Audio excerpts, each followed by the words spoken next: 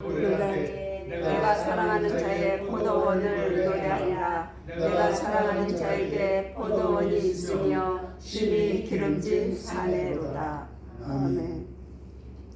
지금부터 이거는 실질적인 것이 아니라 가령이라는 단어를 제가 넣겠습니다. 가령 우리가 그 오래전에 방송국을 보면은 몰래카메라라는 걸 했습니다. 그 중에 양심냉장고라는 것이 있었는데 아무도 없는 캄캄한 밤중에 신호를 지키는 사람에게는 냉장고를 주는 겁니다. 그런데 방송국 측에서 여러분에게 전화를 했습니다.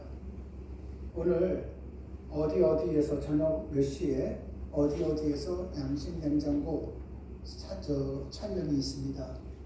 그러니까 거기 신호등에 오셔서는 꼭 앞에 서세요. 그러면은 냉장고 가져갈 수 있습니다. 누가 방송국 직원이 그걸 여러분에게 알려줬습니다. 그럼 여러분들은 어떻게 하시겠습니까? 멀지 않는 거리에서 분명히 거기에 가서 해갖고 냉장고를 탈 수가 있겠죠. 자, 첫 번째입니다. 두 번째는 양심 냉장고가 아니라 몰래카메라 프로에서 한 여성이 깡패 같은 사람들에게 둘러싸서 이렇게 위협을 당하고 있습니다. 그때 시민들의 반응을 보는 겁니다. 여러분에게 방송국에서 전화를 줬습니다. 아무데게 알리지 마시고 그거 다 촬영하는 거니까 거기서 의인 노릇을 하십시오. 그럼 주변 사람들로부터 박수를 받을 것입니다. 이렇게 가르쳐 줬습니다. 그러면 여러분들이 그 시간에 되어서 그렇게 나갔을 때 깡패가 두렵진 않겠죠. 왜? 다 연기자니까. 아무리 험악하게 산 사람이라도 저거 다 연기자고 짜고 하는 거니까 두렵지 않고 이게 무슨 일이요?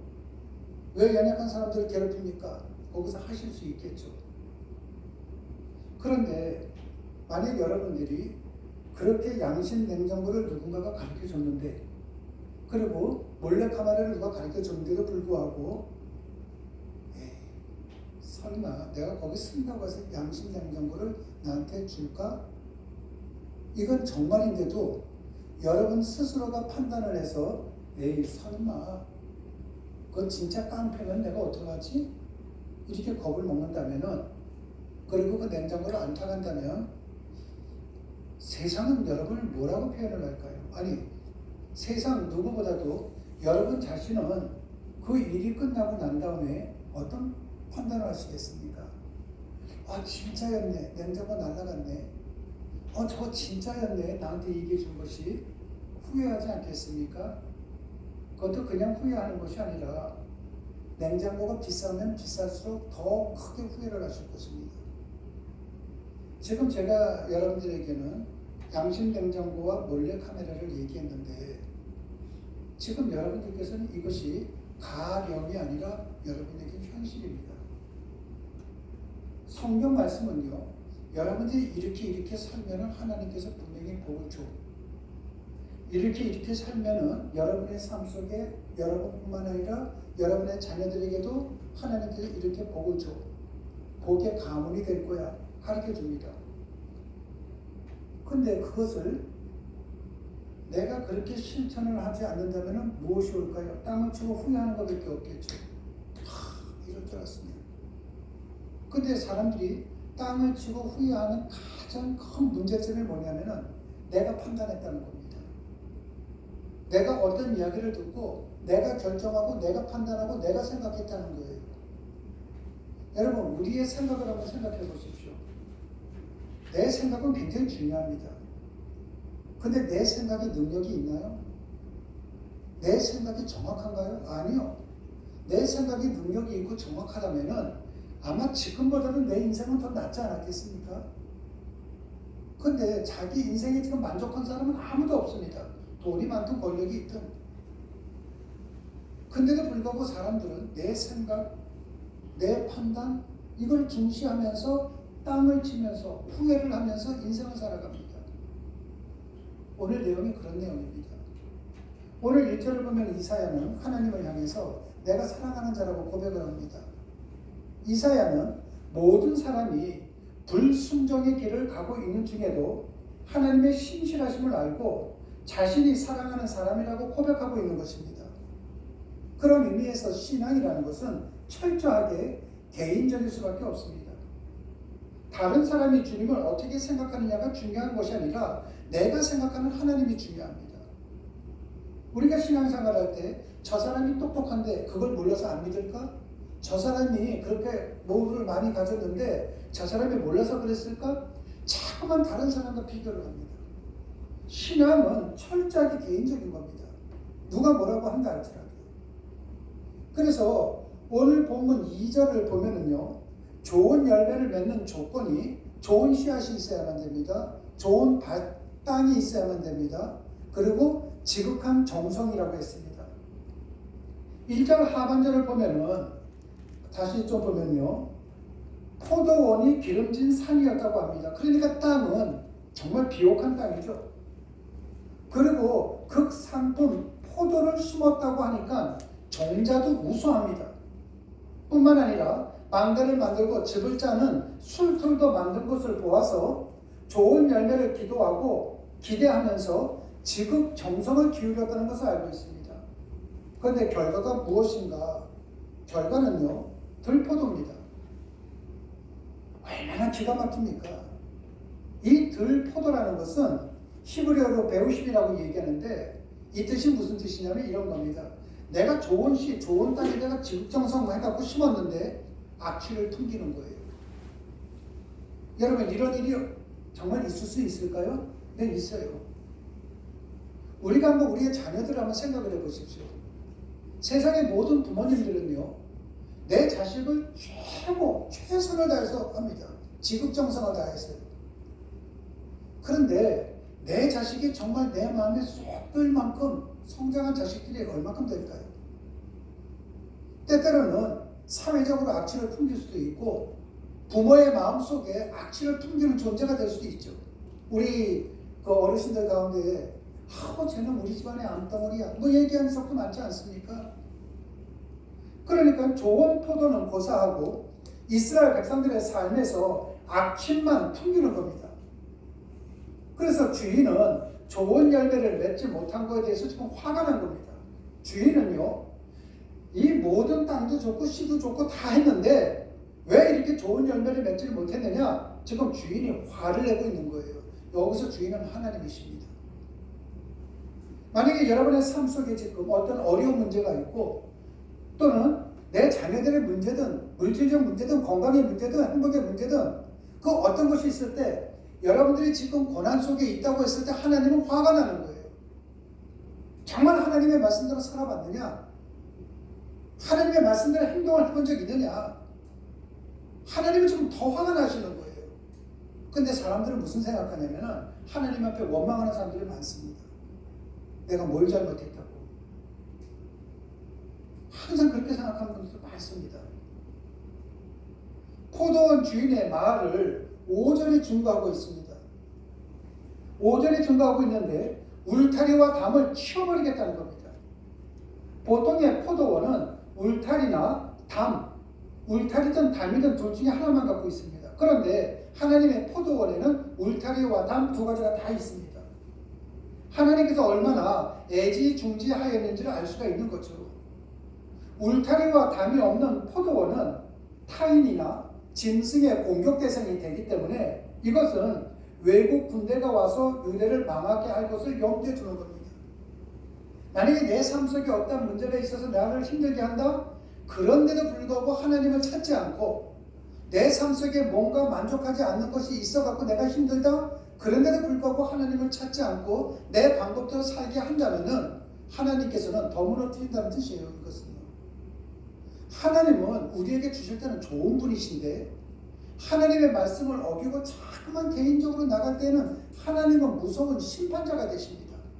오늘날은 그렇지 않은데 과거에 이 자리에 계신 여러분들이 어렸을 때를 한번 생각해 보십시오. 아버지는 무서운 존재였잖아요. 뭘 잘못하면 어머니들이 뭐라고 말씀하셨죠? 너 오면 아버지한테 이를 거야. 아버지는 무서운 존재였거든요.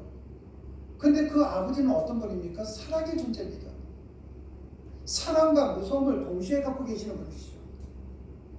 그러면 우리에게 제일 두려운 것이 있다면 그것은 하나님께서 우리를 향하지 않는다는 것입니다. 하나님께서 우리의 보호막이 되어주지 않는다는 것. 하나님이 만약에 우리의 보호막이 되어주지 않는다면 우리는 버틸 수가 없습니다. 그러므로 하나님의 가장 무서운 형벌은 우리가 죄를 짓고 엉뚱한 길로 나가는데도 불구하고 아무런 간섭을 안 하는 거예요. 우리가 때때로 그러죠. 저 사람 참 못된 짓 하는데 나보다 돈이 많아. 저 사람은 복을 받은 것이 아니라 저 사람이 어떻게든지 간에 하나님이 무관심할 때 제일 큰 벌입니다. 우리 자녀들을 생각해 보세요. 어린아이들이 뭘 잘못하면 뭐라고 얘기하죠? 이제부터는 엄마는 너 책임 안 질 거야. 너 몰라, 네 맘대로 해. 하면 애들은 울어요. 무관심이 제일 무서운 겁니다. 그리고 8절부터는 이스라엘 백성들의 죄악을 구체적으로 6가지를 나열하고 있는데 8절을 보면은 토지와 가옥을 끝없이 가지려는 사람에게는 화가 있다고 얘기합니다. 여러분, 토지와 집은요, 사람의 삶의 터전이요, 생존의 근거입니다. 근데도 불구하고 다른 사람의 삶은 아랑곳하지 않고 자기 혼자 살 것처럼 땅과 토지, 여기에 대해서 욕심을 부리는 사람들, 하나님께서는 분명히 화가 있다고 말씀하십니다. 그리고 11절에서는 두 번째로 뭐라고 나오냐면은 밤새도록 술독에 빠진 사람에게는 화가 있다고 말씀합니다. 술독에 빠지면 어떻게 되죠? 이성이 흔들립니다. 판단을 못하죠.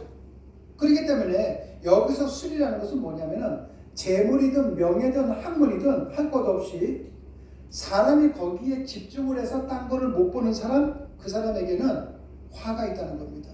어떤 화가? 인생을 낭비하게 만든다는 거예요. 여러분, 우리가 술 취하지 말라는 건요, 와인을 먹지 말라는 것이 아니라 어떤 거에 한 가지에 집중을 해갖고선 내 정신이 혼미해지지 말라는 겁니다. 그리고 18절에는 세 번째로는 대담하고 뻔뻔하게 불법을 저지르는 사람에게는 화가 있다고 이야기를 하고요. 20절에서는 네 번째로 화는 도덕을 파괴하고 가치를 뒤집어 엎는다는 것입니다. 그 사람들에게도 화가 있다는 겁니다. 그리고 다섯 번째로는 자신을 지혜자로 자처하는 교만한 사람들, 이 교만한 사람들에게 화가 있다는 겁니다. 교만한 사람들의 특징은 뭐냐면 내 생각이 제일 옳은 거예요. 여러분, 내 생각이 제일 옳다는 것은 답이 없습니다. 우리는 모든 사람이 합력하여 선을 이루는 거거든요. 그리고 마지막 6번째는 불의한 재판관에 관한 것입니다. 여러분, 이 모든 것을 본다면 우리가 한 가지로 요약을 해나간다면 이런 뜻이 되는 겁니다. 하나님을 믿는 사람들은 내 주관대로 내 방법대로 사는 것이 아니라 하나님의 방법대로 사는 것을 얘기를 하는 거예요. 나를 자꾸만 정당화를 시킵니다. 사람들은 내 욕심을 채우기 위해서 내 것을 정당화시켜요. 못하는 사람들이 바보지. 나도 있으면 했어. 이런 식으로요. 그런데 성경은 뭐라고 얘기하는가? 그렇게 살지 말라는 겁니다. 하나님 앞에 낮아지는 마음으로 살라는 겁니다. 내가 판단할 때 내 생각이 옳다 할지라도 하나님의 생각, 하나님의 방법이 저렇다면은 내 것을 내려놓고 저렇다는 하나님의 말씀을 가지고 살아가는 겁니다. 그래서 기도가 무엇인가? 내 뜻이 있습니다. 이 주먹이 내 뜻이라면요, 기도라는 것은요, 내 뜻을 하나님의 뜻으로 덮어버리는 것이에요. 이것이 기도입니다. 그러니까 여러분들께서 기도하실 때에도 항상 내 자신을 위해서 기도할 때는 하나님 나 이렇게 해주세요가 아니라 나는 이렇게 되고 싶은데 하나님의 뜻대로 해주세요. 나 자신을 위해서 그렇게 기도하는 겁니다. 단 타인을 위해서, 다른 사람을 위해서 기도할 때는 하나님 저 사람의 뜻을 하나님의 뜻을 덮어주세요가 아니라 저분이 지금 굉장히 아픕니다. 하나님 저분이 아프지 않게 해주세요. 저분이 굉장히 가난합니다. 저분도 좀 풍요로움을 누리게 해주세요. 무슨 차이죠? 가난한 저 사람에게 돈 주세요가 아니라요, 돈이 없다 할지라도 저분이 풍요로운 마음을 갖고 살게 해주세요. 아프다 할지라도 아픔보다 평강이 좀 더 크게 해주세요. 저 사람이 지금 지쳐 있는데 그 지치는 것을 이길 수 있도록 인내하는 힘을 주세요. 여러분, 현실적인 기도를 여러분들이 해나갈 때, 그때에 여러분들은 하나님의 음성을 듣는, 또 하나님의 말씀대로 살아가는 복된 길을 걸어가게 된다는 것입니다. 저는 오늘 이 말씀을 듣는 우리 비전교회 모든 성도님들이 내 주관적으로 신앙생활을 하는 것이 아니라 성경 말씀대로 신앙적인 생활을 하기를 원합니다. 그러기 위해서는 하나님의 말씀을 모르면 안 되잖아요. 하나님의 말씀을 알아야만이 하나님의 말씀대로 살아갈 수 있는 것이거든요. 그러므로 여러분 모두 다가 말씀의 사람, 기도의 사람, 성령의 사람, 하나님의 사람들이 되시기를 주님의 이름으로 축원합니다. 아멘. 기도하시겠습니다. 하나님 아버지 감사합니다. 하나님 아버지, 이사야 시대의 이야기가 바로 우리가 살고 있는 이 시대의 이야기이고 이스라엘 백성들의 모습이 바로 우리 자신의 모습임을 다시 한번 되새깁니다. 그런 형편없는 우리들을 내치지 않고 그리고 사랑하시며 기다려주시는 하나님께 정말로 감사를 드립니다. 우리 모두가 세상을 향해 우리들을 향해 노심초사하시는 하나님의 마음을 읽을 줄 아는 그리스도인들이 되게 도와주시옵고 오늘도 성장하고 성숙하는 주님의 자녀들이 될 수 있도록 은혜를 베풀어 주시옵소서. 주님 고맙습니다. 예수님 이름으로 기도드렸습니다. 아멘.